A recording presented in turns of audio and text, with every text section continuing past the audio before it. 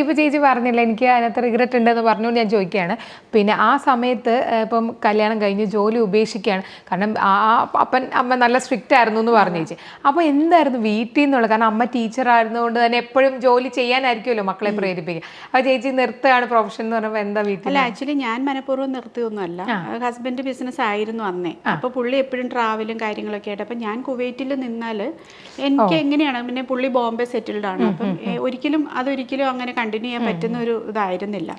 അതുകൊണ്ടാണ് റിസൈൻ ചെയ്തത്. അപ്പോൾ വീട്ടിൽ നിന്ന് അമ്മ അപ്പനും ഇല്ല, അവർക്ക് ആദ്യമൊക്കെ എന്ന് വെച്ചാൽ ഈ കല്യാണം കഴിക്കുന്ന ആള് എങ്ങനെയെന്നൊക്കെയുള്ള ഒരു ഡൗട്ടും, അദ്ദേഹം ഫിനാൻഷ്യലി സൗണ്ട് ആണോ, അല്ലെങ്കിൽ ഇവള് ജോലി നിർത്തിയാൽ ഇവളുടെ ജീവിതം മുന്നോട്ട് കൊണ്ടുപോകാൻ പറ്റുന്ന ആളാണോ എന്നൊക്കെയുള്ള ഡൗട്ട് ഉണ്ടായിരുന്നു. കാരണം ഇത് വല്ല പറ്റീര് കേസ് കേട്ടാണോ എന്നൊക്കെയുള്ള ഡൗട്ട് ഉണ്ടായിരുന്നു. എനിക്കും അറിയണ്ടായിരുന്നില്ല ഇദ്ദേഹത്തിന്റെ ഒരു ഫിനാൻഷ്യൽ ലെവലൊന്നും. എനിക്ക് അത്രയ്ക്കുള്ള ബുദ്ധിയൊന്നും, ഈ ഒരു ഏജാണ്, അപ്പൊ എനിക്ക് അത്രയ്ക്കുള്ള ഒരു ബുദ്ധിയൊന്നും ഉണ്ടായിരുന്നില്ല. എന്നിട്ട് ചേച്ചി എന്തുകൊണ്ടാ? അല്ല, എനിക്ക് പുള്ളി ഭയങ്കര കെയറിങ് ആയിരുന്നു. ഭയങ്കര എന്താ പറയാ, ഒരു കുഞ്ഞിനെ പോലായിരുന്നു എന്ന് പറഞ്ഞാൽ. എനിക്ക് എന്ന് പറഞ്ഞാൽ എപ്പോഴും എന്നെ കെയർ ചെയ്യുന്ന, എന്നെ സ്നേഹിക്കുന്ന, അങ്ങനെ. അല്ലാണ്ട് എനിക്കിങ്ങനെ പ്രണയം പൂത്തുലഞ്ഞ് അങ്ങനത്തെ സാധനമൊന്നും അല്ലായിരുന്നു. അങ്ങനെയാണ് എനിക്ക് ഒരുപാട് പേര് എൻ്റെ ആ ഒരു ഏജ് ഗ്രൂപ്പിലൊക്കെ ഉള്ളവർ ഒത്തിരി എന്താ പറയുക പ്രൊപ്പോസൽസ് ഒക്കെ ആയിട്ട്, പ്രണയം ഒക്കെ ആയിട്ട് വന്നിട്ടുണ്ട്.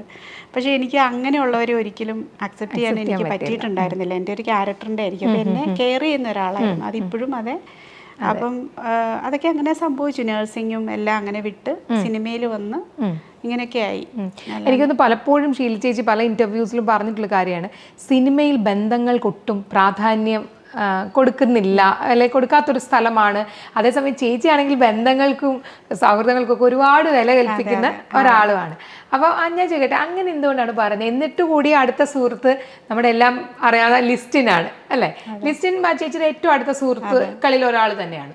അപ്പം എന്നിട്ടും എന്താണ് ചേച്ചി അങ്ങനെ പറയാൻ പ്രേരിപ്പിക്കുന്നത്? എന്തായിരിക്കും സിനിമയിൽ ബന്ധങ്ങൾക്ക് പ്രാധാന്യം? ലിസ്റ്റിനെ മാറ്റി നിർത്തുക. ലിസ്റ്റിനെ പരിചയപ്പെട്ടപ്പോൾ തൊട്ട് അന്നും ഇന്നും എന്നും എൻ്റെ അടുത്ത ആള് തന്നെയാണ്. സിനിമയുമായിട്ട് അതിനൊരു ബന്ധമില്ല, അതിനൊരു കോട്ടവും ഇപ്പോഴും വന്നിട്ടില്ല. വരാതിരിക്കട്ടെ. അതെ, അത് ഞങ്ങൾ പേഴ്സണലി ഉള്ള ഒരു ഫ്രണ്ട് സൗഹൃദമാണ്. അതിനപ്പുറത്തേക്ക് പ്രൊഫഷൻ ഞങ്ങൾ രണ്ടുപേരും സംസാരിക്കാറുണ്ടെങ്കിലും, ലിസ്റ്റിന്റെ ഫാമിലി വൈഫ് ആയിക്കോട്ടെ, സംസാരിക്കാറുണ്ടെങ്കിലും ഒരിക്കലും അതിനെ ഞങ്ങളുടെ ഇടയിലേക്ക് കൊണ്ടുവരാറില്ല. അതുകൊണ്ട് തന്നെ ആ ബന്ധത്തിന് കോട്ടമില്ലാണ്ട് അത് പോകുന്നുണ്ട്. ബാക്കി ലിസ്റ്റിനെ മാറ്റി നിർത്തിയിട്ട് ബാക്കിയുള്ള ബന്ധങ്ങളെല്ലാം പ്രൊഫഷണലാണ് ലിസ്റ്റിനൊഴിച്ചാൽ.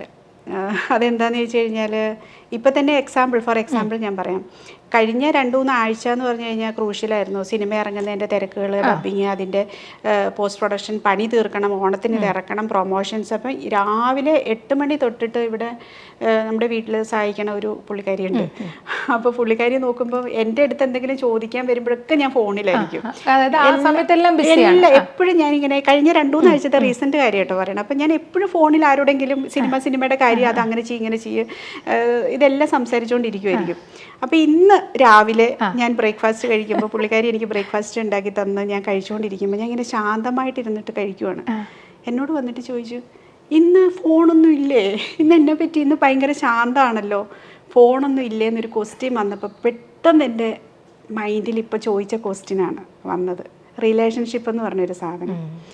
സിനിമ എന്ന് പറയുന്നത്, നമ്മളൊരു സിനിമ ഷൂട്ടിംഗ് സ്റ്റാർട്ട് ചെയ്യുമ്പോൾ തൊട്ട് തുടങ്ങുന്ന ബന്ധം, റിലീസായി സിനിമ എന്ന് തിയേറ്ററിൽ നിന്ന് പോവാറാവുന്നോ അതോടുകൂടി ഫോൺ വിളികൾ കുറഞ്ഞു വന്ന് ഇനി ഒരാഴ്ചയോടെ കഴിയുമ്പോഴത്തേനും ഒരു ഫോണും ഉണ്ടാവില്ല.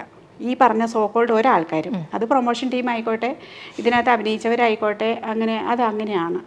വർഷം 12 ആയില്ലേ കാണുന്നല്ലേ.